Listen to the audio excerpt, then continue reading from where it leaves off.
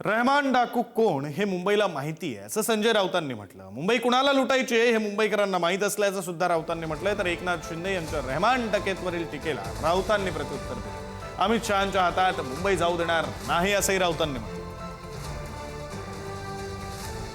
मुंबईच्या तिजोरीवर दरोडा टाकणारे हे रहमान डकेत कोण आहेत याचा शोध घेतला पाहिजे की मुंबई को लुटने वाला कौन है वो रहमान डकैत याचा शोध नक्की घेतला पाहिजे। इतिहासात असे अनेक डकैत रहमान डकैत अनेक आले आणि गेले पण, आणि असल्या रहमान डकैतांना पाणी पाजणारी धुरंधर महायुती आहे।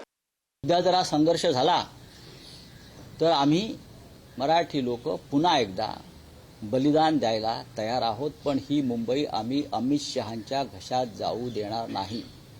या महाराष्ट्राला माहिती आहे रहमान डाकू कोण आहे, कोणाला मुंबई लुटायची आहे आणि त्यांना हे पाठबळ देणारे कोण आहेत।